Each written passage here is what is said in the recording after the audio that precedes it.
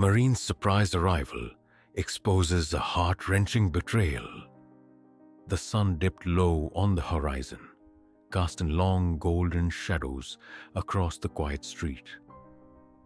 The air hummed with the lazy calm of a Thursday afternoon, interrupted only by the faint hum of a lawnmower somewhere down the block. At 413 Maplewood Lane, the world seemed idyllic. A picture-perfect suburban home, its freshly painted shutters and flower-lined driveway, giving no hint of the unraveling storm inside. Inside, Emily stood at the kitchen counter, staring at the untouched cup of tea she'd poured over an hour ago. Her hands, steady as they sliced strawberries just minutes before, now shook as they rested flat against the cold granite. She glanced at the clock. 2:46 p.m. A knock shattered the silence at exactly 2:47.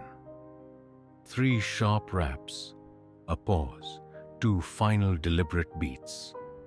Her breath hitched and her stomach knotted itself into something cold and unyielding. She knew that rhythm. She had memorized it like a melody played in her chest. Her heart hammered as her gaze flew toward the front door. The sound didn't belong today. It didn't belong for another 2 months.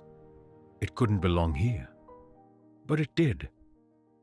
The doorknob turned as though her trembling hands were possessed, and she pulled the heavy oak door open. There he stood, Andrew. Staff Sergeant Andrew Pierce, her husband of 10 years, dressed in his formal Marine Corps blues, the sea bag slung over his shoulder like it weighed nothing at all. The sun caught the faint silver threads in his cropped brown hair. But what struck her most was his face. The crooked smile that had once stolen her breath, the familiar spark in his green eyes. "Surprise?" he said softly, a hint of pride in his voice. Her throat closed and her mouth parted, but no words came. The world felt like it had slowed, the sun burning brighter, the wind dying. Andrew's smile faltered, his eyes narrowing just slightly as they searched her face. "Emily?" he prompted, shifting his weight as his boots hit the welcome mat they'd picked out together 2 years ago. Her hands flew to her mouth. You're early." Her voice sounded brittle, strained, like it belonged to someone else. "Command gave us early leave," he replied. "I wanted to surprise you." The words, spoken with such warmth, only deepened the chill in her chest. Surprise? Oh, what a surprise it was. She stepped aside instinctively, allowing him to cross the threshold, his boots squeaking faintly against the polished floors. His sea bag hit the ground with a muffled thud, a sound that somehow felt louder than thunder. He looked around the house, his gaze lingering on the small things. Her shoes kicked off at the base of the stairs, the soft blanket crumpled on the couch. Emily tried to swallow, but her throat felt raw. "I missed you," he said suddenly, turning to face her. "God, Em, it feels good to be home." Home. She forced a smile, but her lips trembled as she spoke. "I missed you too." A noise broke the moment, soft, barely audible, but Andrew heard it. Upstairs, a faint shuffle of movement, like someone trying to move quietly. Andrew's face shifted, his jaw tightened. "What was that?" Emily's eyes widened, her blood running cold. It's nothing. The vent. The house makes noises, you know that." Andrew's gaze didn't waver. 10 years of marriage had made him fluent in her tells, in the way her voice lifted slightly when she lied. He didn't respond. Instead, he turned toward the staircase. "Andrew, wait," she said quickly, stepping in front of him. Her hand flew to his chest, as if she could stop him, but it was like trying to stop a tide from rising. "You just got home, please, let's talk." "Who's up there?" he demanded, his voice quiet but dangerous. "No one." He didn't buy it. Without another word, he brushed past her and began ascending the stairs, each heavy step reverberating through the walls.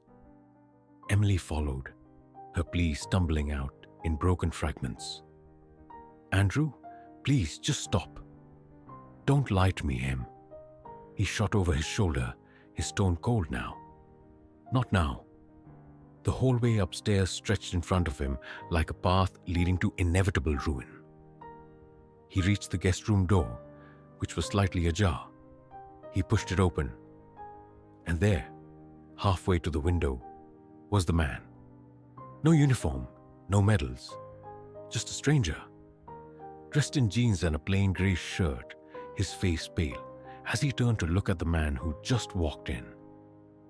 He froze, his expression a mixture of guilt, shame, and fear. Andrew stared at him, his hand gripping the frame of the doorway as if it might hold him steady. He didn't move, didn't speak. The silence stretched, suffocating and endless. Then slowly, he turned to Emily, who stood at the top of the stairs, tears streaking her face. The look on her face told him everything. "Who is he?" Andrew's voice was eerily calm, but the edges of it trembled like a storm barely held back. Emily opened her mouth, but all that came out was a strangled sob. "Andrew? Who is he?" he repeated louder now, his voice breaking with raw disbelief. The man took a step forward, his hands raised in placation. "Look, Andrew's eyes snapped to him, cutting him off with a glare sharp enough to draw blood. "Shut up." The man obeyed, retreating half a step like a coward who'd realized too late that he'd picked the wrong fight. Andrew turned back to Emily.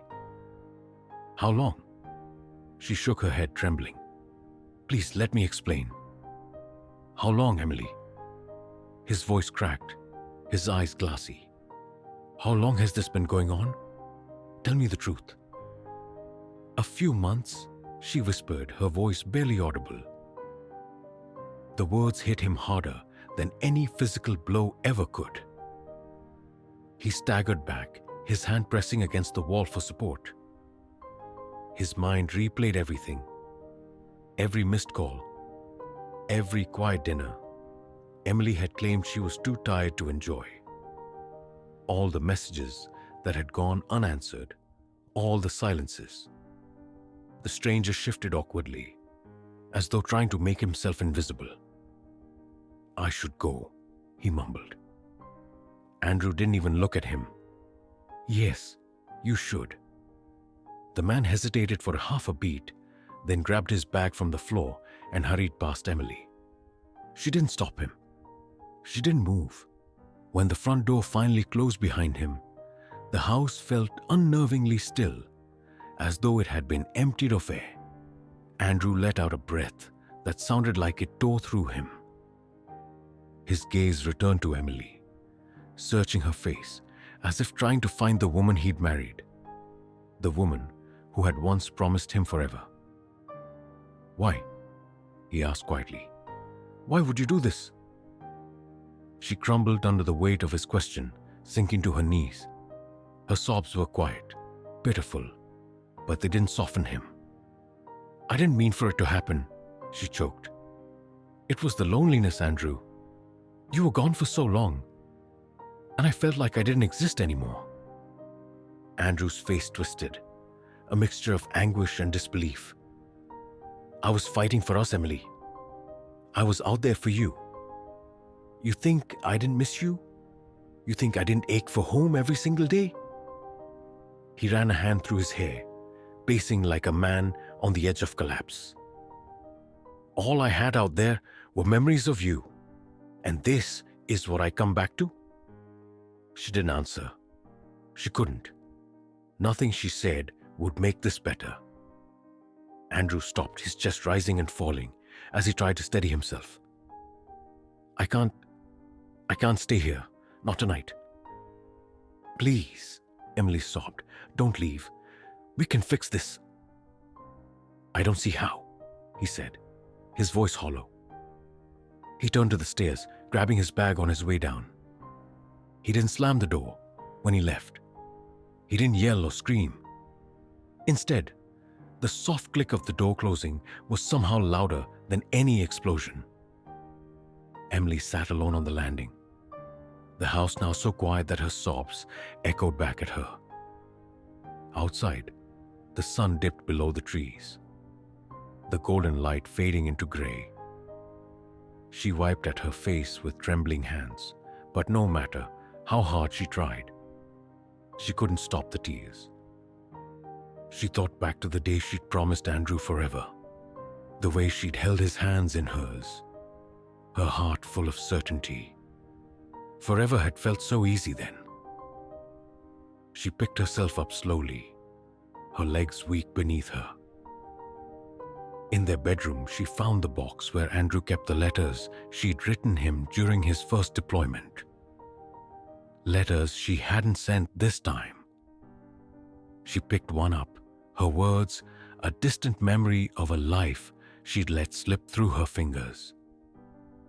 As night fell, she sat in their empty bed, the silence of the house pressing down on her. Somewhere out there, Andrew was carrying the same silence, and in that shared stillness, they were both alone, each holding the broken pieces of a life that had once been whole.